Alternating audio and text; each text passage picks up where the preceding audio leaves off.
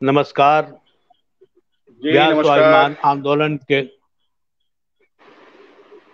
स्वागत है। नीरज नयन जी, डॉक्टर कल्याणी कबीर जी, बिहार स्वाभिमान आंदोलन के इस महत्वपूर्ण पटल पर, जबकि हम एक ऐसे विराट व्यक्तित्व का स्मरण कर रहे हैं आज, और उन्हें अपना प्रणाम अर्पित कर रहे हैं, जो केवल भारत का ही नहीं, भारत के जन जन का ही नहीं, बल्कि एक तरह से अपनी प्रज्ञा, अपने कौशल, अपनी बुद्धिमत्ता के कारण विश्व नेतृत्व की अकूत क्षमता से भरा हुआ एक अजात शत्रु व्यक्तित्व, जो राजनीति में रहते हुए भी संत की तरह रहा, अटल बिहारी वाजपेयी। और अटल बिहारी वाजपेयी जैसा व्यक्तित्व कभी मरा नहीं करता है। तो हम अटल बिहारी वाजपेयी में पूरी आस्था रखते हुए उन्हें अपना प्रणाम निवेदित कर रहे हैं। आओ फिर से दिया जलाएं, आओ फिर से दिया जलाएं, भरी दोपहरी में अंधियारा, सूरज परछाई से हारा, अंतर मन का नेह निचोड़े, बुझी हुई बाती सुलगाएं, आओ फिर से दिया जलाएं। हर शत्रुता को मित्रता में तब्दील करने के विश्वास के साथ संवाद का द्वार खोल कर रखते थे अटल बिहारी वाजपेयी। राजनीति में थे, उनके प्रतिद्वंदी भी थे, उनसे शत्रुता और खुन्नस रखने वाले भी लोग कदाचित काफी थे, लेकिन वे किसी के प्रति कोई द्वेष नहीं रखते थे। सबसे अच्छे प्यार रखते हुए एक ऐसा निष्कलुष राजनेता, एक ऐसा ओजस्वी वक्ता, एक ऐसा शौर्य और पराक्रम से भरा हुआ शाश्वत सत्य और मूल्य का श्रेष्ठ कवि, रचनाकार, एक श्रेष्ठ संपादक, एक समर्पित भारतीय जनता पार्टी का सेवक, और अटल बिहारी वाजपेयी का स्मरण करते हुए, अटल कभी मरता नहीं, अटल कभी मरता नहीं, मरते नहीं विचार, संस्कृति का जो सूर्य है उसका तेज अपार, संस्कृति का जो सूर्य है उसका तेज अपार। आज हमारे साथ संवाद करने के लिए, अपना प्रणाम निवेदित करने के लिए, अपनी भावांजलि अर्पित करने के लिए उपस्थित हैं जानी मानी कवयित्री, लेखिका, प्राध्यापिका, प्राचार्य, और साथ ही साथ कुशल संयोजन में उद्घोषक की भूमिका में भी निरंतर सक्रिय रहने वाली डॉक्टर कल्याणी कबीर। आपका बहुत बहुत स्वागत है। एक आयोजन से दूसरे आयोजन तक घर को संभालते हुए फिर शैक्षणिक कार्यों में निरंतर लगी रहने वाली शब्द सक्रिय, भाव संपन्न डॉक्टर कल्याणी कबीर हमारे साथ पटल पर उपस्थित हैं। युवा हस्ताक्षर, भारत की युवा आवाज, बुलंद भारत की बुलंद युवा तस्वीर, कवि श्री नीरज नयन। किसान हैं, गांव से संबद्ध हैं, गांव और शहर के बीच एक आत्मीय और सामाजिक सेतु का निर्माण करते हुए अपने दल के लिए, अपने क्षेत्र के लिए, अपने परिवार के लिए, अपने विस्तृत कौटुंबिक संसार के लिए भी सक्रिय रहते हैं, समर्पित रहते हैं। साथ ही साथ मजबूत किसानी के समानांतर ही जिनकी कलम की धार भी मजबूत है, और लिखते हैं पूरे विश्वास के साथ, पाठ करते हैं पूरे ओज के साथ, और अपने आप को प्रस्तुत करते हैं साहित्य के मंच से लेकर राजनीति और सेवा के मंच तक पर पूरे पराक्रम के साथ। हम आप सबका फिर स्वागत करते हुए, अभिनंदन करते हुए, और तमाम उन लोगों के प्रति साधुवाद ज्ञापित करते हुए जो आज हमारे इस पटल से जुड़े हुए हैं और भारत स्वाभिमान आंदोलन के इस पटल पर जाकर वे निश्चित रूप से शेयर करेंगे।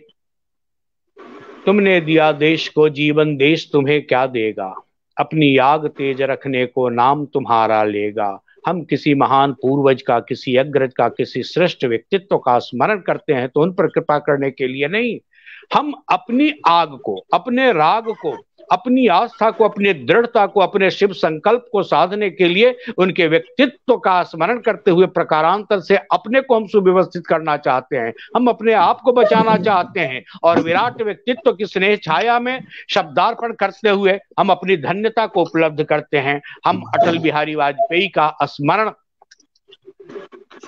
किस काल से शुरू करें और कहां तक आए, एक आच्छितिज फैला हुआ भारत की तरह, एक आच्छितिज फैला हुआ उस विशाल अंबर की तरह जिसे आप पकड़ने के लिए आगे बढ़िए, लेकिन और आगे क्षितिज भागता चला जाएगा।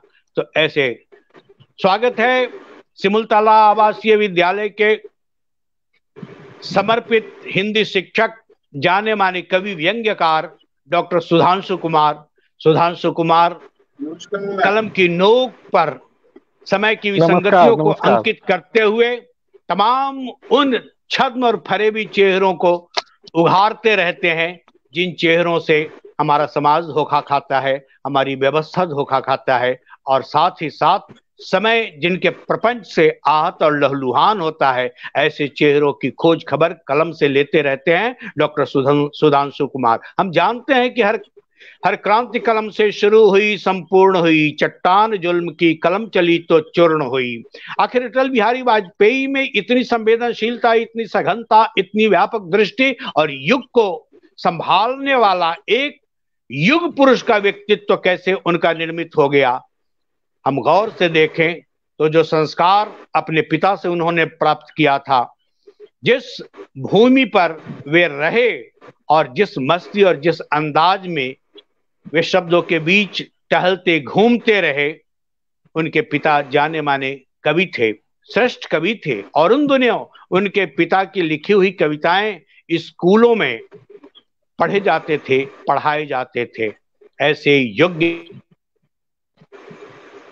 कवि पुत्र अटल बिहारी वाजपेयी जब समाज सेवा में आते हैं, जब पत्रकारिता के जगत में आते हैं और जब राजनीति के लिए अपने आप को संपूर्णता के साथ अर्पित कर देते हैं, तो वही काव्योचित संवेदना लबालब उनमें भरी हुई है और मनुष्यता की शर्त पर वे राजनीति भी करते रहे, अजात शत्रुता को जीते हुए। केवल भारत को जोड़ने का काम नहीं, केवल सड़कों से संपूर्ण भारत को जोड़ने का काम नहीं, नदियों को नदियों से जोड़ने का भी संकल्प, और देश को देश से जोड़ने के लिए जितनी विदेशी यात्राएं उन्होंने की, लेकिन भारत एक क्षण के लिए भी उनसे विलग नहीं हुआ। चेहरे पर देदीप्यमान भारत, सिर पर विराजता भारत, वाणी में भारत, और अपने संपूर्ण व्यक्तित्व के साथ भारत को ही प्रदर्शित, स्पष्ट और उजागर करते हुए संपूर्ण संसार में भारतीय को गौरवान्वित करने का अटल बिहारी वाजपेयी ने काम किया। और अटल बिहारी वाजपेयी का हम स्मरण कर रहे हैं। जब गए थे, लेकिन हम आज भी उनकी उपस्थिति को मानते हुए, तुलसी की छाया गई, गया कबीरी रूप।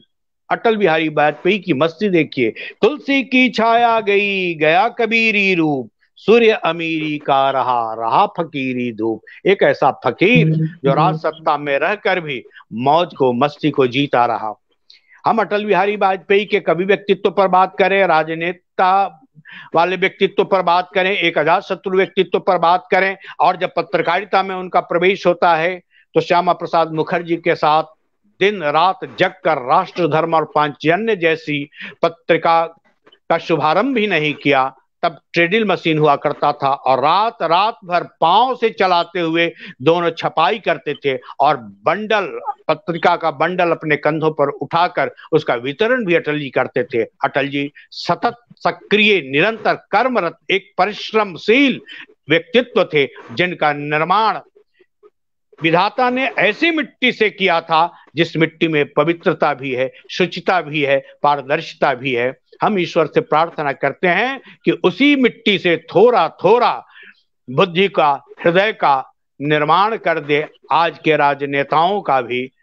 और अटल जी को प्रणाम करते हुए हम अटल जी की बात करते रहेंगे। सबसे पहले हम डॉक्टर सुधांशु कुमार को सुनना चाहते हैं। सुधांशु जी आए और आप अपना प्रणाम निवेदित अटल जी को, उनके प्रति भावांजलि अर्पित करें, शब्दों में, कविता में, चाहे उनका स्मरण करते हुए जिस रूप में भी अटल का स्मरण करेंगे वो हमारे लिए महत्वपूर्ण है। डॉक्टर सुधांशु कुमार। सबसे पहले यहाँ उपस्थित आप सभी शब्द कर्मियों को मेरा प्रणाम, और कोटिशः प्रणाम आज के राजनीतिक क्षितिज पर देदीप्यमान सूर्य सदृश अटल बिहारी वाजपेयी जी को उन्हीं के शब्दों में कि हिंदू तन मन हिंदू जीवन रग रग हिंदू मेरा परिचय, मैं आदि पुरुष निर्भयता का वरदान लिए आया भू पर, पै पी कर सब मरते आए, मैं अमर हुआ हूँ वो विष पीकर, हिंदू तन मन हिंदू जीवन रग रग हिंदू मेरा परिचय। अटल बिहारी वाजपेयी भारतीय राजनीति के क्षितिज पर ऐसे सूर्य हैं, मैं थे नहीं कहूंगा, क्योंकि उनका कर्म उनके शब्द आज भी हमारी धमनियों में रक्त के साथ प्रवाहित होता है।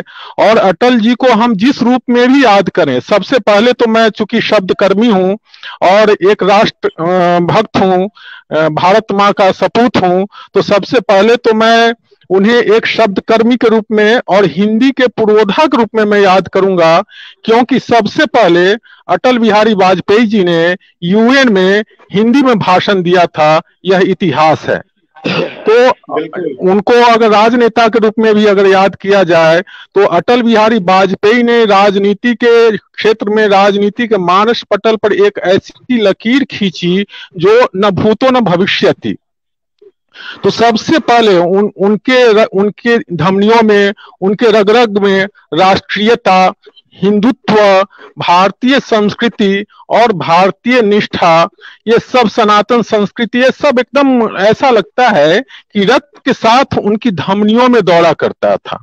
और वो एक हमारे लिए एक ऐसे मिसाल हैं जो हमेशा हमारा मार्ग प्रशस्त करते हैं। मैं तो चाहूंगा कि उनकी जो ज्योति है, उनके जो आदर्श है, उस आदर्श के पथ पर हमारे आज के राजनेता अगर तनिक भी अगर उस पर कदम बढ़ा दे तो हमारा भारत वही पुराना।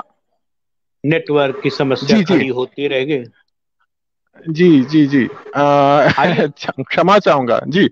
तो आज के राजनेताओं को अटल बिहारी वाजपेयी जी के पद चिन्हों पर चलने की जरूरत है, जिन्होंने संपूर्ण जीवन आजादी के पूर्व से लेके और आजादी के बाद भी 5 दशकों तक उन्होंने अपना बहुमूल्य योग दिया और सर्वश्रेष्ठ दिया। सबसे बड़ी बात है कि अटल बिहारी वाजपेयी ने इस भारतवर्ष को सर्वश्रेष्ठ दिया और बताया कि सबसे पहले हमारा राष्ट्र होना चाहिए, उसके बाद व्यक्ति होना चाहिए, उसके बाद हमारी और कोई चीज होनी चाहिए। तो अटल बिहारी वाजपेयी जी को उनके शब्दों के रूप में, उनके एक कवि के रूप में, एक राजनेता के रूप में और उनका जो बहुआयामी व्यक्तित्व है, जिस रूप में भी हम स्मरण करें, जिस रूप में भी उनका अनुकरण करें, अगर वह हमारे चरित्र में, उनके शब्द हमारे आचरण में अगर तनिक भी प्रवेश कर जाए तो हमारा जीवन धन्य हो जाए। और हमारा भारतवर्ष आज जो भारत की पहचान है विश्व के मानस पटल पर,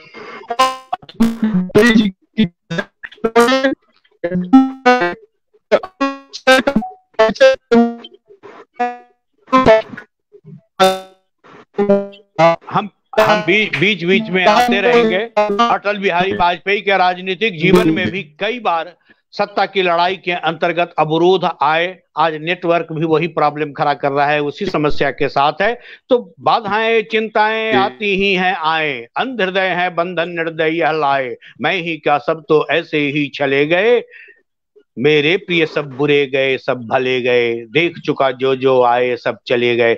मौज में लहराते रहे निराला, मौज में लहराते रहे अटल बिहारी वाजपेयी, और आता जाता रहेगा नेटवर्क, लेकिन जीवन आगे चलता रहता है, बढ़ता रहता है। मैं इसी आलोक में डॉक्टर सुधांशु कुमार ने कहा कि आज के राजनेताओं को उनके आचरण का अनुसरण करना चाहिए। बहुत आसान नहीं है, लेकिन आवश्यक है कि अटल बिहारी वाजपेयी के आचरण का अगर दशांश भी अनुसरण कर लें तो निश्चित रूप से उनकी श्रेष्ठता उभर कर देश के हित में प्रस्तुत होगी।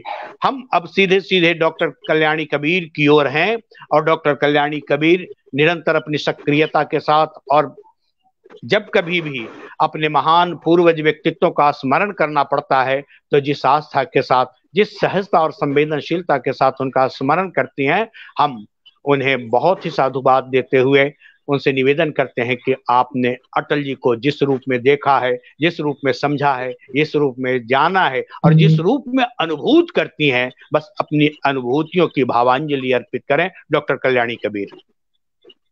धन्यवाद महोदय।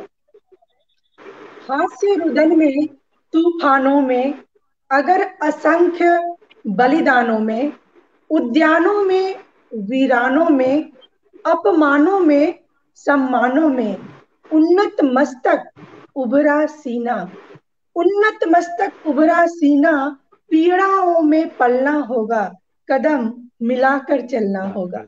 ये पंक्तियां उन्होंने कई साल पहले लिखी होंगी, पर आज भी अटल बिहारी वाजपेयी को जब हम अपनी स्मृति पटल पर लाते हैं तो उनकी दी हुई ये सीख, उनका ये संदेश हमें बहुत कुछ सिखा जाता है।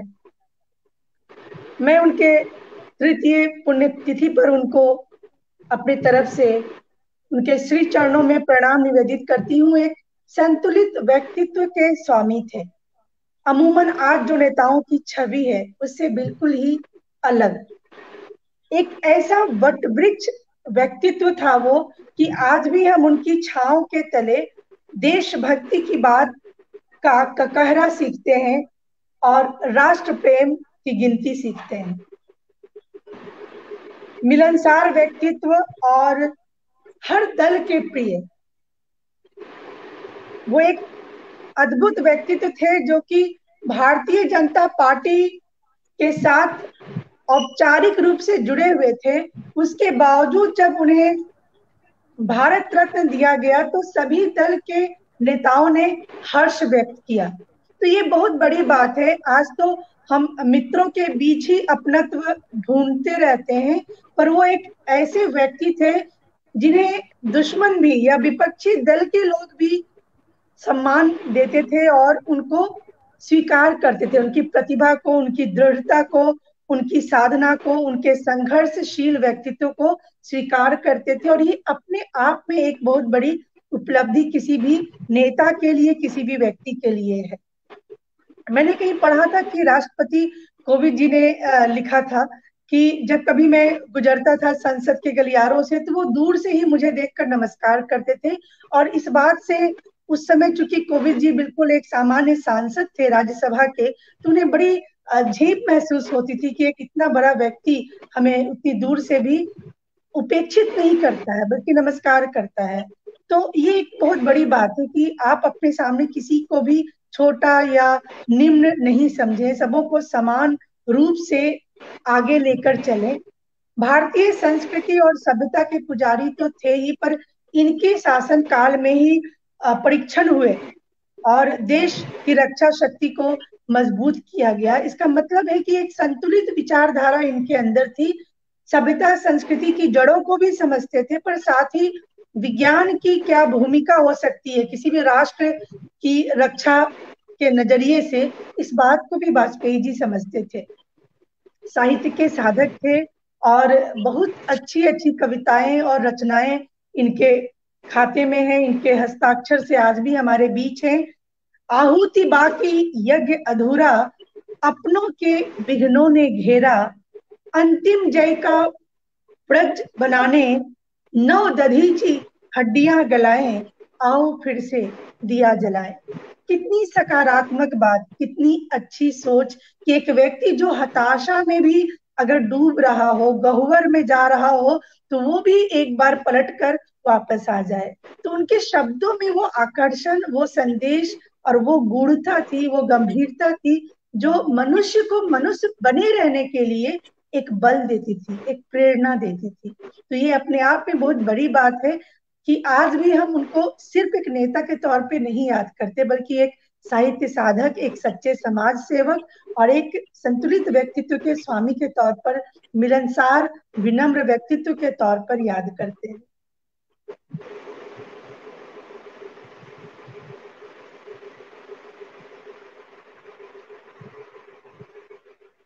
आवाज नहीं आ रही आपकी। माइक।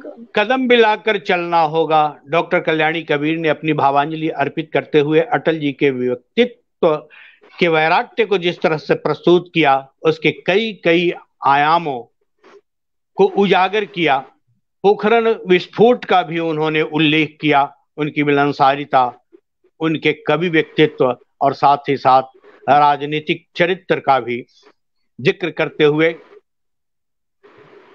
अटल जी में हास्य और हाजिर जवाबी का जो विशेष गुण था वह उनकी सहजता थी।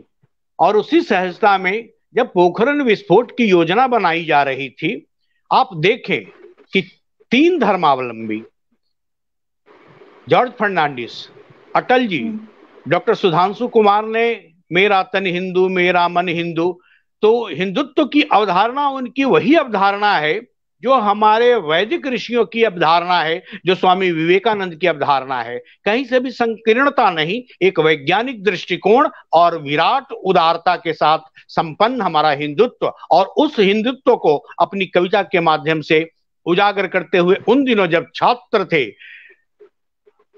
तो वे लगातार इस कविता का जिस मौज के साथ वाचन करते थे उसका व्यापक प्रभाव पड़ता था और उसकी अर्थवत्ता भी वहां घटित होती थी।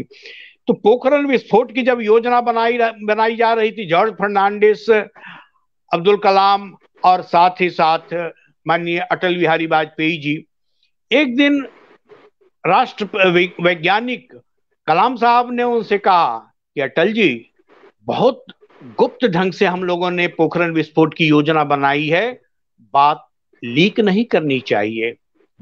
कहा कि आप निश्चिंत रहें, हम दोनों कंवारे हैं, स्त्री होती तो लीक कर जाती बात, ऐसा नहीं होगा। तो इस तरह से सहज हास्य व्यंग्य का पुट देते हुए इसी तरह से पाकिस्तान यात्रा पर गए थे, मित्रता का संदेश लेकर गए थे। लेकिन वहां जब पत्रकार की बड़ी सभा हो रही थी, पत्रकारों के बीच एक महिला पत्रकार, वो भी संयोग से कुंवारी थी, उसने कहा कि अटल जी, उसकी हाजिर जवाबी पर पूरा फिदा था पाकिस्तान। जब वह खड़ी हुई अटल जी की ओर मुखातिब होकर उसने कहा कि अटल जी, आप भी कंवारे हैं, मैं भी कंवारी हूं, मैं आपसे शादी करने के लिए तैयार हूं, लेकिन शर्त है कि मुंह दिखाई में आपको कश्मीर दे देना पड़ेगा। इन्होंने कहा कि शर्त कबूल है, लेकिन दहेज में पूरा पाकिस्तान आपको दे देना पड़ेगा। तो इस तरह से कहीं भी जाते थे, जिस निडरता के साथ, लेकिन जिस सहजता और जिस विराट चरित्र के साथ अपनी बात को रखते थे, उसमें उनकी भारतीय निष्ठा थी, उनमें देश प्रेम था और था एक निष्कलुष व्यक्तित्व का प्रदर्शन भी। मैं अब नीरज नयन किसान हैं, कवि हैं, समाजसेवी हैं, वक्ता हैं और जीवंत मिजाज के, अपने बिंदास अंदाज में जीने वाले, मौज मस्ती के, और इनकी मौज मस्ती में भी सामाजिकता है, संवेदनशीलता है, रचनात्मकता है। बात खेत की हो, बात हरियाली की हो, गांव की हो, शहर की हो, कुटुंबों की हो, सब जगह अपनी सहजता के साथ उपस्थित होते हैं नीरज नयन। और हम इनके ओजपूर्ण कविता को सुनते रहे हैं और बुनते रहे हैं इनकी लेखनी को भी। आज अटल बिहारी वाजपेयी को भावांजलि अर्पित करने के लिए पटल पर उपस्थित हैं नीरज नयन। आप अटल जी का स्मरण अपनी कविता के माध्यम से, अपने शब्दों के माध्यम से, उनके व्यक्तित्व की छाया में उपस्थित होते कैसे महसूस करते हैं? अटल जी बार बार मुजफ्फरपुर आ चुके हैं और आप उस वाकया के साक्षी हैं जब भारी बरसात थी, जिस तरह से इन दिनों बरसात है, लेकिन उन्होंने अपना कार्यक्रम रद्द नहीं किया और छाता लगाकर किस तरह से लोगों को संबोधित किया। भीगते रहे अटल जी, भीगते रहे लोग। अटल जी को के लिए अपनी भावांजलि के साथ नीरज नयन। नमस्कार। सबसे पहले तो मैं आज बिहार स्वाभिमान आंदोलन के पटल पर उपस्थित हमारे जो पैनलिस्ट हैं, हम सभी का स्वागत करते हैं, आप सभी को नमस्कार करते हैं और बिहार स्वाभिमान आंदोलन के प्रति आभार प्रकट करते हैं कि एक महान व्यक्तित्व के लिए उन्होंने समय निकाला है।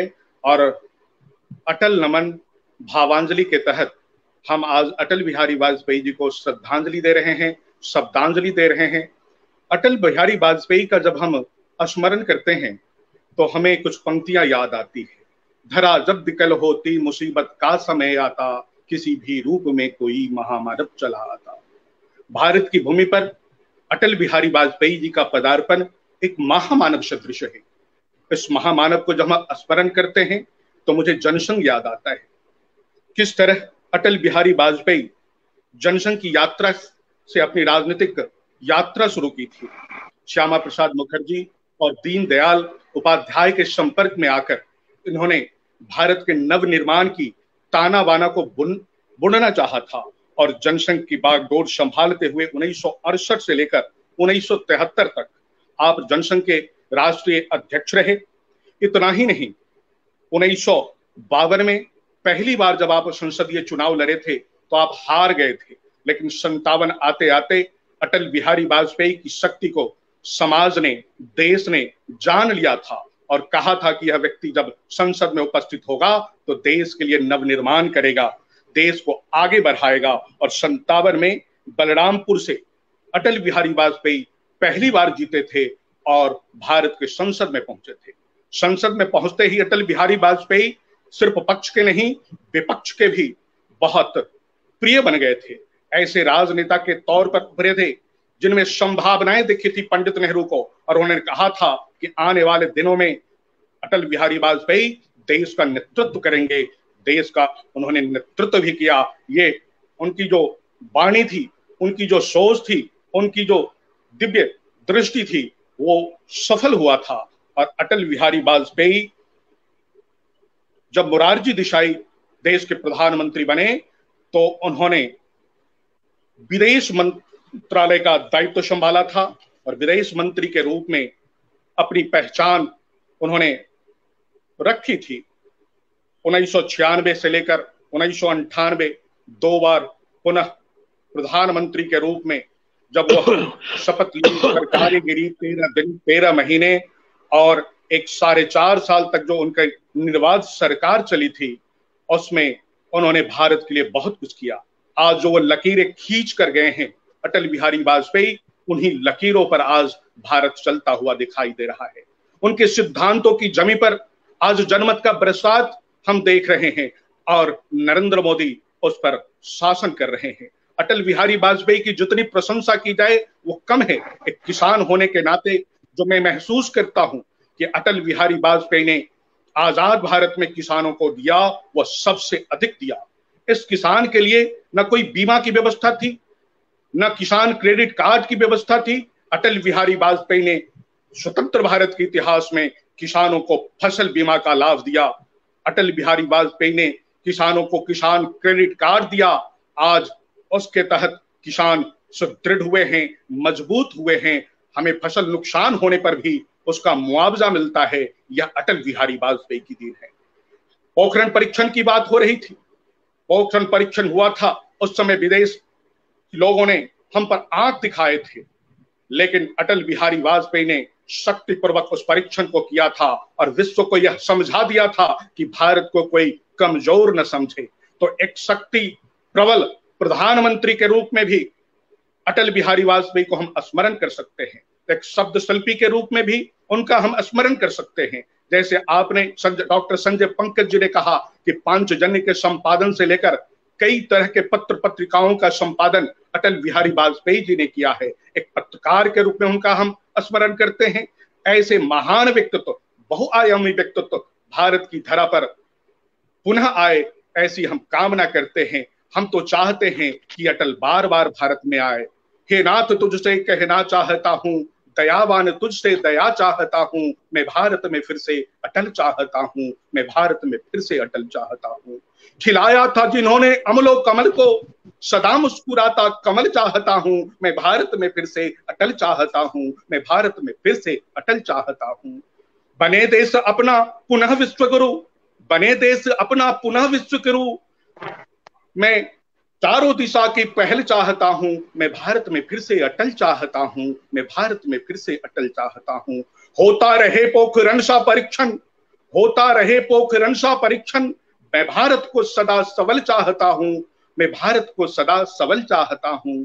मुखरित रहे सदा गीत कविता, मुखरित रहे सदा गीत कविता, मैं राजनीति के अंदर गजल चाहता हूं, मैं भारत में फिर से अटल चाहता हूं, मैं भारत में फिर से अटल चाहता हूं। डॉक्टर संजय पंकज जी, इस बिहार स्वाभिमान आंदोलन के पटल पर जिस तरह की चर्चा लेकर आप आए हैं, निश्चित रूप से इससे मन अघा नहीं रहा है।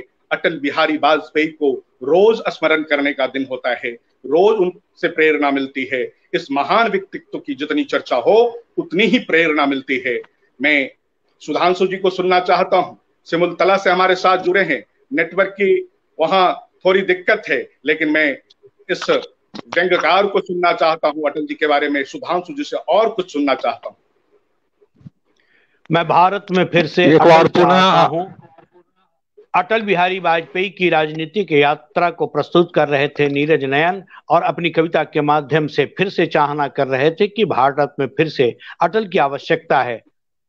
अटल जी का अक्षर व्यक्तित्व हमारे बीच प्रेरणा के लिए उपस्थित है, और अटल जैसा व्यक्तित्व कभी भी भारत से टला नहीं करता है। इसलिए अटल युग पुरुष युगातीत होकर हमारे समय में भी हैं, आने वाली पीढ़ियों को प्रकाश देने के लिए, राजनीति के क्षेत्र में शुचिता के लिए, साहित्य में ओज के लिए, और मनुष्य में निष्कलुषता के लिए, अजातशत्रुता के लिए, स्वभाव में संचित करने के लिए अटल निरंतर हमारे बीच हैं। वह दिन याद कीजिए जब देश में आपातकाल लगा दिया गया था, जेल में डाल दिया गया था रातों रात बड़े बड़े राष्ट्रीय नेताओं को, अटल जी को भी जेल में डाल दिया गया था। लेकिन जिस तरह से स्वतंत्रता काल में हमारे बड़े नेताओं ने, स्वतंत्रता सेनानियों ने, जिस रामवृक्ष बेनीपुरी ने, तिलक ने, इन लोगों ने जेल में रहते हुए भी अपने जीवन को सार्थक किया था। सावरकर ने वहां साहित्य सृजन किया था और शब्द से ताकत मिली थी, शब्द से अपने भीतर ऊर्जा को संचित और संग्रहित किया था कि जब हमें मुक्ति मिलेगी फिर भारत माता के लिए हम अर्पित हो जाएंगे। अटल जी उन दिनों निरंतर कविता लिख रहे थे, और कैदी की कुंडलियां करके उनका जो मोटा संग्रह आया था, छंदोबद्ध कविताएं लिख रहे थे और उसका पाठ कर रहे थे। और उन कविताओं का जिक्र चंद्रशेखर जो प्रधानमंत्री हुए उन्होंने अपनी डायरी में भी किया है। हम चर्चा को आगे बढ़ाते हुए फिर से अपना रुख मोड़ते हैं सिमुलतला की ओर। प्राकृतिक जगह, बड़ा ही पवित्र शैक्षणिक वातावरण, और उस वातावरण में बिल्कुल तपोवन की साधना करते हुए डॉक्टर सुधांशु कुमार अपने व्यंग के लिए जाने जाते हैं, लेकिन जाने जाते हैं अपने शैक्षणिक दृष्टिकोण और चिंतन के लिए भी। डॉक्टर सुधांशु, आप सबका पुनः कोटिशा आभार। और व्यंग्यकार के रूप में या कवि के रूप में, एक सफल राजनेता के रूप में, एक सफल व्यक्तित्व के रूप में अगर हम अटल जी को स्मरण करें तो वो वर्षों कम होंगे। लेकिन एक व्यंग्यकार के रूप में मैं एक छोटा सा प्रसंग मैं प्रस्तुत करना चाहूंगा कि एक बार संसद में उन्होंने कांग्रेस के संबंध में एक बयान दे दिया था कि आधे कांग्रेसी मूर्ख हैं। इस पर बहुत बवाल मचा था और कहा गया था, दबाव डाला गया था कि वे बयान अपना वापस लें। तो उन्होंने फिर अपना बयान वक्तव्य दिया कि आधे कांग्रेसी मूर्ख नहीं है। तो एक ऐसा सेंस ऑफ ह्यूमर, एक ऐसा ऐसी व्यंग्यात्मक भाषा, ऐसे लोग आज एकदम, अभी हमारे बड़े भाई साहब अग्रज नीरज नयन जी ने कहा कि हमें आज हजारों अटल की जरूरत है। तो सचमुच आज हमारी भारतीय राजनीति में हजारों अटल की जरूरत है। और अटल आज जो भारतवर्ष का झंडा फहरा रहा है, इसका पताका फहरा रहा है हर एक क्षेत्र में, और यह जो इमारत खड़ी है या खड़ी हो रही है, उस इमारत की नींव है अटल बिहारी वाजपेयी। उन्होंने जो एक नींव की ईंट रखी थी राजनीति के क्षेत्र में, देश की प्रगति के क्षेत्र में, उसी नींव पर आज भारत का बुलंद पताका फहरा रहा है। और जो भी क्षेत्र हो, चाहे कश्मीर का मुद्दा हो, चाहे पोखरण हो, हर क्षेत्र में उन्होंने अपने नाम को चरितार्थ किया था अटल। तो कश्मीर पर उनकी एक चंद पंक्तियां हैं कि अमेरिका क्या संसार भले ही क्यों न हो न विरुद्ध, अमेरिका क्या संसार भले ही क्यों न हो विरुद्ध, कश्मीर पर भारत का रुख नहीं झुकेगा एक नहीं, दो नहीं, करो बीसों समझौते, पर स्वतंत्र भारत का निश्चय नहीं रुकेगा। तो ये ऐसे थे अटल बिहारी वाजपेयी, जिन्होंने काव्य के माध्यम से, जिन्होंने हर एक कोशिश की कि भारत का संबंध उसके पड़ोसियों से अच्छा रहे, लेकिन पड़ोसी ऐसे दगाबाज निकले जिन्होंने पीठ में छुरा घोंपने से बाज नहीं आया पड़ोसी। तो जो भी क्षेत्र हो, बावजूद इसके अटल बिहारी वाजपेयी उन्होंने भारत को आगे बढ़ाने में कोई कसर नहीं छोड़ी वाजपेयी जी ने। और एक कवि के क्षेत्र में, कवि के रूप में हो, या राजनेता के रूप में हो, या व्यंग्यकार के रूप में हो, या एक जिस रूप में भी हम उन्हें याद करें, वे हमेशा स्मरणीय रहेंगे, प्रातः स्मरणीय रहेंगे। और आज के राजनेताओं को एक सीख लेनी चाहिए उनसे, अपरिग्रह की सीख लेनी चाहिए उनसे, त्याग की सीख लेनी चाहिए, निश्चलता की सीख लेनी चाहिए। आज जिस प्रकार संसद में भाषिक मर्यादा का खंडन हो रहा है, मर्यादा तोड़ी जा रही है, भाषा के स्तर पर, राजनीति के स्तर पर, हर एक स्तर पर, चाहे वह हिंदुत्व का एक नकाब ओढ़ कर लोग कोट के ऊपर जनेऊ पहनकर हिंदुत्व का प्रदर्शन करने वाले लोग हों, चाहे जो हों, सभी को उनसे एक सीख लेनी चाहिए। जो अटल बिहारी वाजपेयी जो भीतर थे वही बाहर थे, और एकदम खम ठोक कर कहते थे कि हिंदू कहने में शर्म आते, दूध ले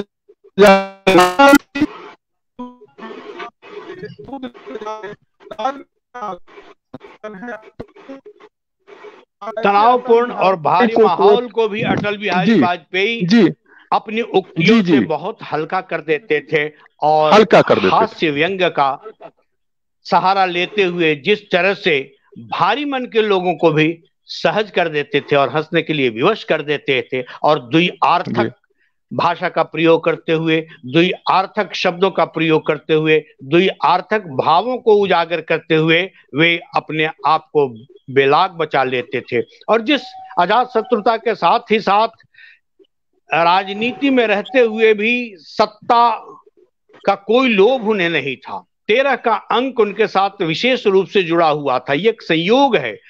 याद कीजिए उन 13 दिनों का, जब संसद में कई दिनों तक बहस के उपरांत एक मत से अटल जी की सरकार गिरा दी गई थी। और बात पर आए कि मत पूछो हमें हाय अपनों का भय है, अटल जी ने जिस शौर्य के साथ, जिस उदारता के साथ और जिस मुस्कान के साथ, लग रहा था कि राजा विदेहराज जनक इस भरी सभा में जो सत्तासीन है, लेकिन संपूर्ण सत्ता को सिरहाने फेंकता हुआ, हाशिए पर धकेलता हुआ, अपनी वैचारिकता की आग को और उसके राग को भी उजागर कर रहा है। और एक झटके से लोग जब तक संभलते, लोग बहस के लिए आगे बढ़ते, एक झटके से अटल बिहारी वाजपेयी ने कहा था, जिस अंदाज में कहा था, जिस मूड में कहा था और जिस बॉडी लैंग्वेज के साथ कहा था कि माननीय महोदय मैं जा रहा हूं राष्ट्रपति महोदय के पास अपना त्याग पत्र देने, सारा किस्सा, सारा वृतांत खत्म। और उस जगह लगा कि पूरे संसद भवन में अटल का विराट व्यक्तित्व एक आलोक पुंज की तरह फैल गया है। ऐसे आलोक व्यक्तित्व का हम स्मरण कर रहे हैं। हम कविता के माध्यम से चाहेंगे डॉक्टर कल्याणी कबीर अटल जी को अपना नमन अर्पित करें। डॉक्टर कल्याणी कबीर।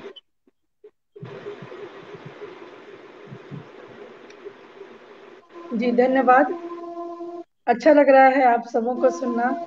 इस मंच से बिहार स्वाभिमान आंदोलन एक बहुत ही अच्छी पहल, और अपने पूर्वजों को याद करना सिर्फ शब्द से ही याद नहीं करना है, बल्कि उनके बताए हुए मार्ग पर चलना, उनके भावनाओं को पोशाक की तरह पहनना, ये सारी चीजें ही सच्ची श्रद्धांजलि होती है। कुछ पंक्तियां मैं अटल जी के नाम समर्पित करती हूँ।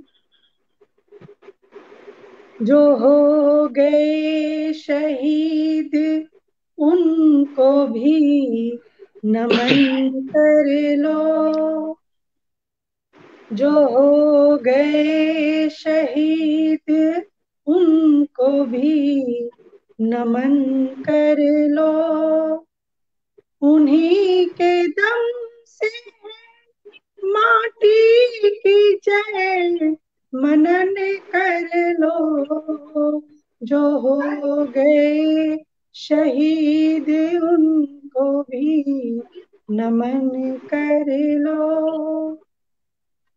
रहे उजाला बन के जो वीरानी में, रहेंगे जिंदा वो हरदम मेरी कहानी में।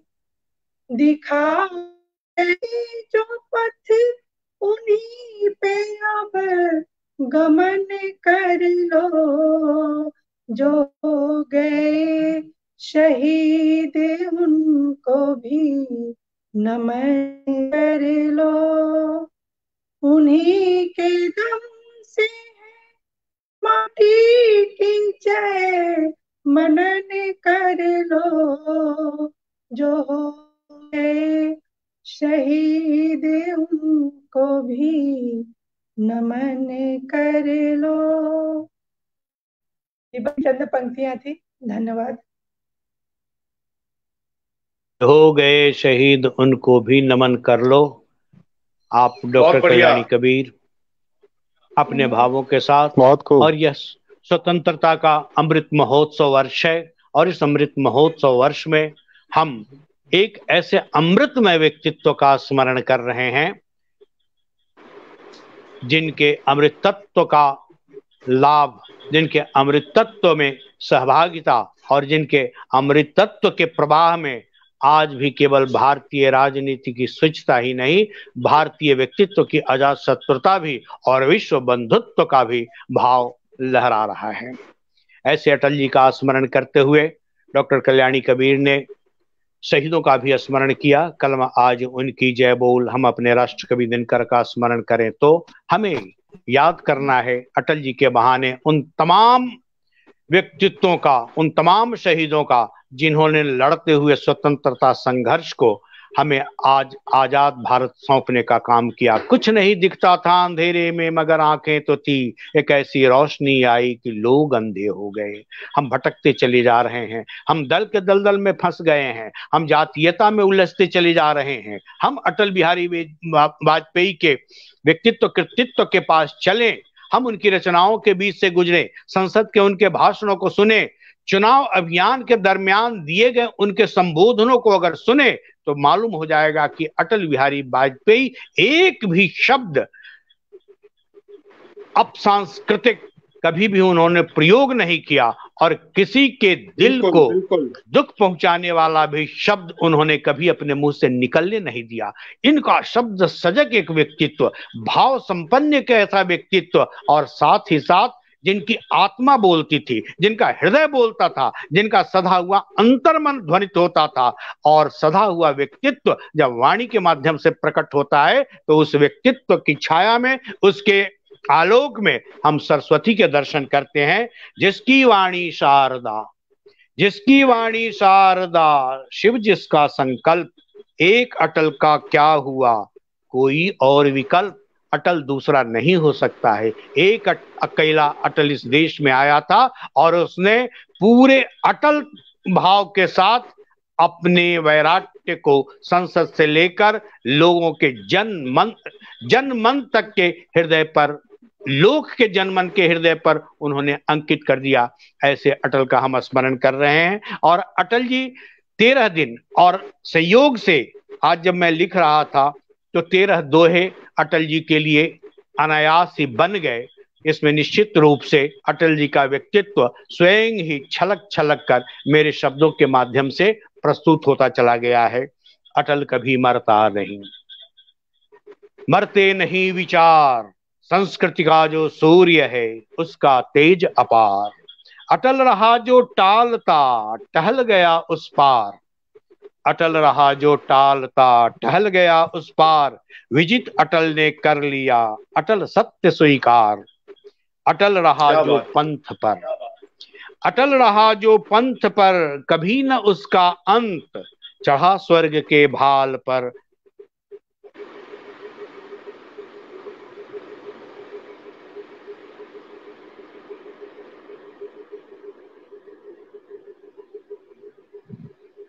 जिसको सुनने के लिए समय साधता मौन, अटल हिमालय सा रहा और दूसरा कौन। कठिन जिसे है भूलना, कठिन जिसे है भूलना, अटल रहा आसान, सच्चा भारत पूत था, चमका हिंदुस्तान। उसकी उसकी बाहों में भरा सबकी खातिर प्यार, उसकी बाहों में भरा सबकी खातिर प्यार, आते उसके पास में शीत हुआ अंगार। उसकी उसकी अपनी मौज थी, उसकी अपनी मौज थी, अपना था अंदाज, लिए कबूतर हाथ में साधा जिसने बाज। एक व्यक्ति शांति का संदेश लेकर जाता है, लेकिन बाज को भी साध कर आ जाता है।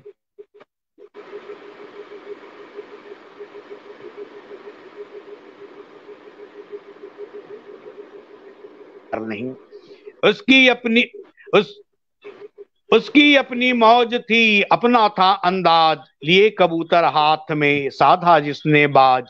मौन मुखर हो बोलता जिसका अपने आप, शीतल उसका क्रोध था, अद्भुत करुणा ताप। कर मेले आकाश तो पांवों में भूगोल, कर मेले आकाश तो पांवों में भूगोल, भारत जिसका चेहरा ऐसा अटल अडोल।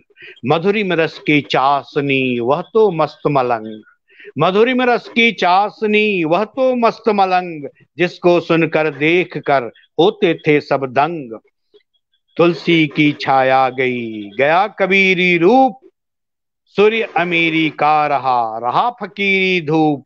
तन की हलचल जब थमी मन का हुआ प्रसार, पदगति धरती पर रही अब गति अपरंपार। अब उन्होंने अपने पीछे जो विरासत के रूप में अपना साहित्य छोड़ा है, अपना संबोधन छोड़ा है, अपना व्यक्तित्व और आचरण छोड़ा है, और साथ ही साथ मैं तो कहता हूं जिस तरह से राष्ट्रवादी महान योद्धा सन्यासी स्वामी विवेकानंद की तस्वीर को देखकर हम प्रेरित होते हैं, हम स्पंदित होते हैं, उद्वेलित और आंदोलित होते हैं। अटल बिहारी वाजपेयी को उसी तरह से उनके चित्रों के माध्यम से देखें, उनके भाषणों के माध्यम से उनको सुने और उन्हें आत्मसात करें। उनके अक्षर अक्षर से गुजरते हुए हम उन्हें उनके राग और ताप के साथ अपने मन में संयोजित और संग्रहित करें। हर रूप में अटल जी विराट हैं। अटल जी एक अनुलंघ हिमालय की तरह है। हिमालय से जिस तरह से अनेक नदियों का प्रवाह निकलता है, पीयूष की धारा निकलती है, उसी तरह से अटल जी जहां कहीं भी गए, लखनऊ के जिस क्षेत्र से वे जीतते थे वह क्षेत्र हिंदू बहुल नहीं है। इतना प्यार हर जाति पाति के, हर सांप्रदायिकता के, वे मनुष्य का सम्मान, औरों के दर्द व गम से तू बेगम अगर रहे, मुमकिन है कि कोई तुझे आदमी कहे। वे आदमी की शर्त पर जीते रहे और उनकी आदमियत, उनकी मनुष्यता, उनका मानवीय मूल्यबोध राजनीति से लेकर साहित्य तक, घर से लेकर बाहर तक, संसद से लेकर सड़क तक, कहीं भी उनसे एक क्षण के लिए भी अलग नहीं हुआ। रोशनी की इबादत करो, चांदनी की इबादत करो, देवता बनना चाहो अगर आदमी की इबादत करो। आदमी की इबादत में अभी नीरज नयन ने बताया कि किसानों के लिए कितनी उनके भीतर करुणा थी और किसानों के जीवन को जितना पास से उन्होंने देखा था और किसानों के लिए जिन सुविधाओं का द्वार खोल दिया गया है, उसी सुविधा के बल पर आज किसान को एक आधार प्राप्त है। आज हम देश के एक कोने से दूसरे कोने तक निर्विघ्न रूप से चले जाते हैं। आखिर सड़कों का जो यह बिछा हुआ जाल है किसने दिया? अटल बिहारी वाजपेयी। सिर्फ साहित्य ही नहीं, राष्ट्र कवि दिनकर की उन पंक्तियों का स्मरण करें, दो में से क्या तुम्हें चाहिए, कलम या की तलवार, मन में ऊंचे भाव कि तन में शक्ति अजय अपार। दोनों को साध कर चलने वाला एक अपने समय का युग, ऐसा युग पुरुष। मैं तो कहता हूं कि जब कोई राजनेता बोलता है तो केवल उससे उसका समय और परिवेश, वातावरण प्रभावित होता है, लेकिन जब कोई कवि बोलता है तो उससे युग प्रभावित होता है। तो अटल जी का बोलना केवल राजनेता का बोलना नहीं था, उनका बोलना एक शाश्वत चिरंतन बोध के कवि का बोलना था, और उनका बोला हुआ आज भी सतत प्रवहमान है, और उस प्रवाह में डूबते उतराते हुए हम अमृत तत्व को अपने भीतर उड़ेल सकते हैं और अपनी धन्यता को भी उजागर कर सकते हैं। ऐसे अटल बिहारी वाजपेयी के संदर्भ में मैं फिर आता हूं नीरज नयन की ओर। नीरज नयन जी, आप अटल जी को आपने देखा है वह दृश्य कि मुजफ्फरपुर में किस तरह से थोड़ी देर तक छाता को हाथ में धारण किया और फिर हटा दिया, कि जब इतने लोग भीग रहे हैं तो अटल बिहारी वाजपेयी भी इतना कमजोर नहीं कि खुले आसमान के नीचे वह नंगे सिर पर पानी की बूंदों को न सह सके। इस तरह से अटल जी जनता के बीच में खड़े हो गए थे। बिल्कुल बिल्कुल। उनके व्यक्तित्व में एक गजब का सम्मोहन था, उनके शब्दों में सम्मोहन था जो लोगों को बांध लेता था। दूर दूर से पैदल चलकर लोग उनके भाषण को सुनने आते थे।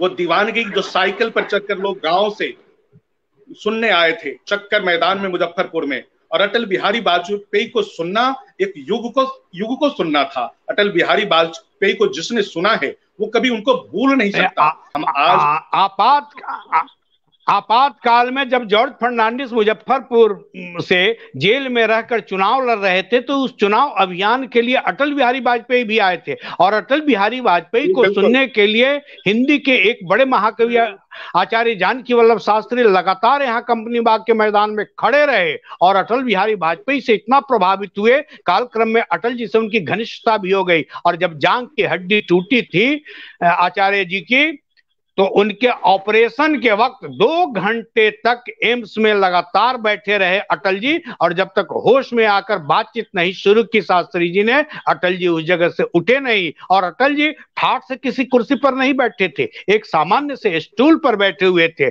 लोगों ने कहा कि आप यहाँ विराजिए, कहा कि नहीं, मैं उस कवि के लिए हूं जिस कवि से पूरे देश को प्राण चेतना मिलती है, उस कवि के स्वास्थ्य लाभ के लिए मैं हूं। अटल इसलिए यहां से नहीं टल रहा है, और अटल इसलिए यहां बैठा हुआ है कि हमारा विराट शब्दकर्मी पूर्णतः स्वस्थ होकर और सफल ऑपरेशन को पास करता हुआ हमें फिर से अपने उसी मस्त अंदाज में ले चले। इसलिए यह थे अटल बिहारी वाजपेयी। अटल बिहारी वाजपेयी बार बार देखने जाते थे। सबसे बड़ी बात, जब अटल बिहारी वाजपेयी बोलते थे संभाषणों में, उनकी चुप्पियां भी बोलती थी। जब 2 पंक्तियों के बीच में जो वो चुप्पी लेते थे, उस चुप्पियों का भी एक संदेश होता था, छोड़ते थे, तो अंदाज था उनका, चुप्पियां बोलती थी जी ना, उनका और बहुत कम ऐसे पुरुष होते हैं जो नींव के पत्थर भी होते हैं और कंगुरा भी होते हैं।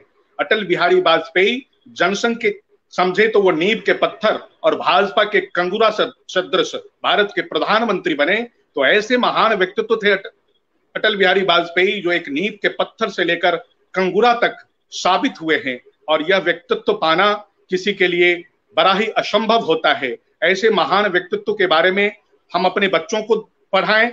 शिक्षण पाठन में अटल बिहारी वाजपेयी की कृतियां आनी चाहिए, उनके व्यक्तित्व का परिचय आना चाहिए, ताकि आने वाली पीढ़ी उनको समझ सके, पढ़ सके, जान सके कि एक साथ कई विधा को लेकर चलकर वो कितनी ख्याति पाए और कैसे भारत के कण कण में बस गए। आज पक्ष विपक्ष सभी अटल बिहारी वाजपेयी को सम्मान की दृष्टि से देखते हैं।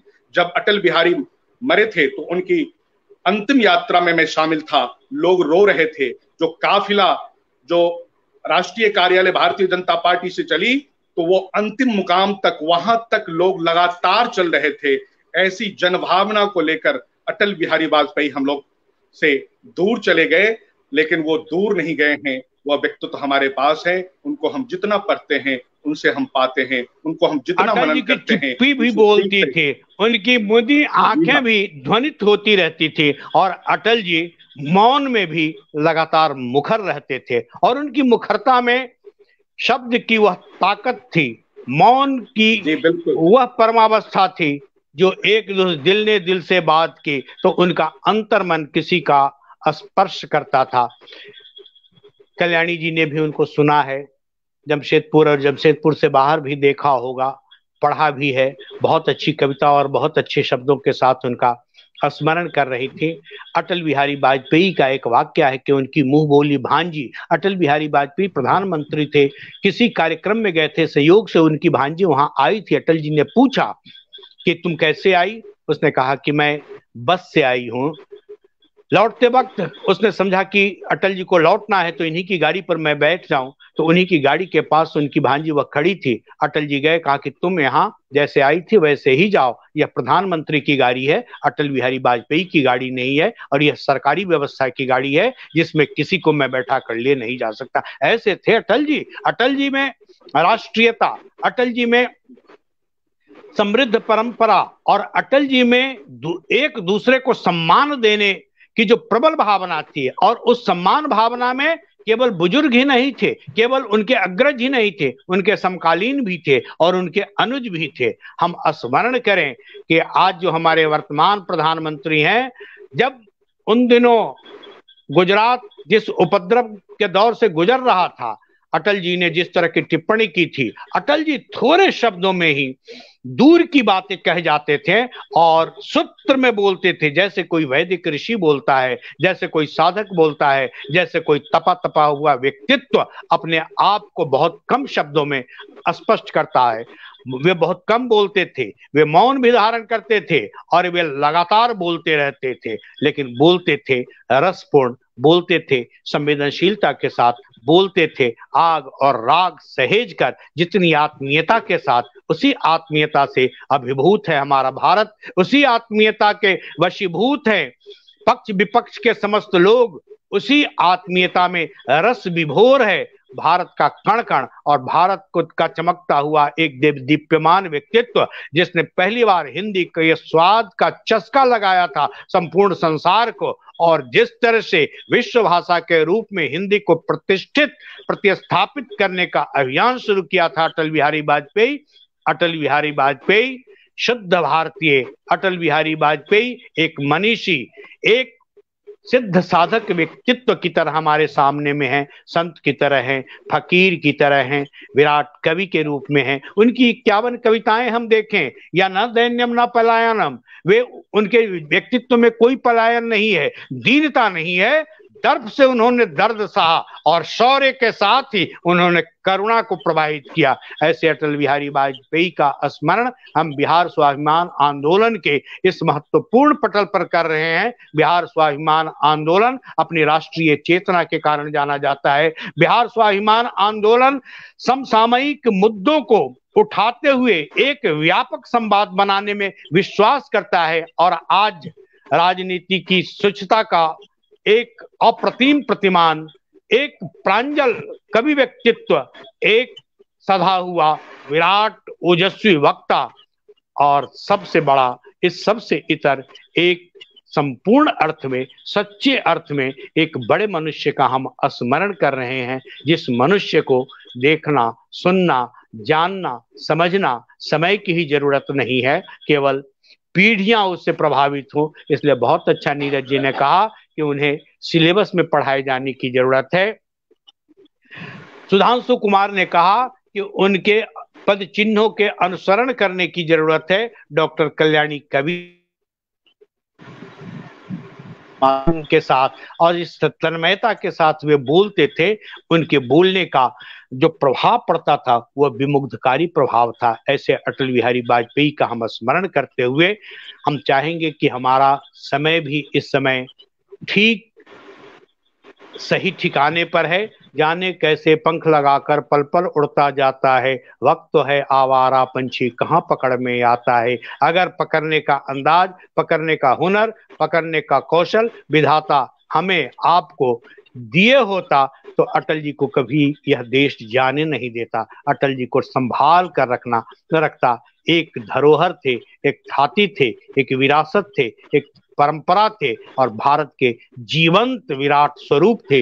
वैश्विक चेतना से भरे हुए विश्व बंधुत्व का निर्माण करने वाले एक अनुलंघ्य हिमालय की तरह अटल बिहारी वाजपेयी आज भी चुनौतियां देते हुए, मुंह में कोमल कोपल की सीटी ले लो, बच्चे हो आओ घनी छांव में खेलो, राजनीति में कदम बढ़ाने वाले लोगों को सीख देते हुए अटल बिहारी वाजपेयी के सत्ता सेवा के लिए है, सुख के लिए नहीं है, सत्ता में त्याग के लिए आओ, निष्ठा के साथ आओ, इसे आनंद और उपभोग की वस्तु समझकर मत आना।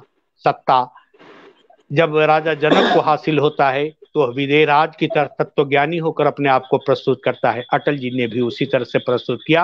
अटल जी को भावांजलि अर्पित करते हुए, नमन अर्पित करते हुए बिहार स्वाभिमान आंदोलन का यह पटल, और इस पटल पर उपस्थित रही डॉक्टर कल्याणी कबीर, डॉक्टर सुधांशु कुमार, कविश्री नीरज नयन,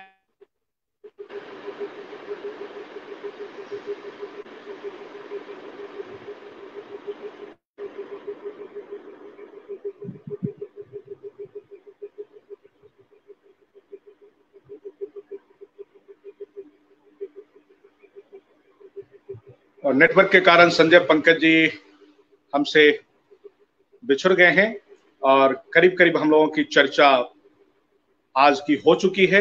अटल जी पर हम जितनी चर्चा करें वो कम है।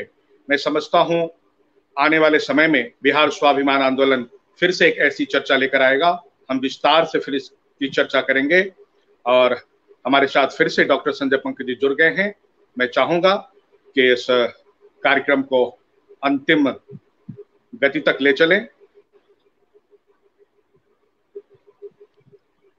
आप भी किसानी में व्यस्त रहने वाले और यह बरसते हुए मौसम के बीच किसान को गृह कार्य नाना जंजाला अखिल भारतीय साहित्य परिषद के दायित्व का निर्वहन करते हुए डॉक्टर कल्याणी कबीर भी सिमुलतला आवासीय विद्यालयों में शिक्षक से लेकर छात्र छात्राओं को अनुशासित करते हुए और रात्रिचर्या भी संपन्न करके पटल पर उपस्थित डॉक्टर सुधांशु कुमार, नेपथ्य में रंगीश जी, अमित जी और जुड़े हुए तमाम लोग,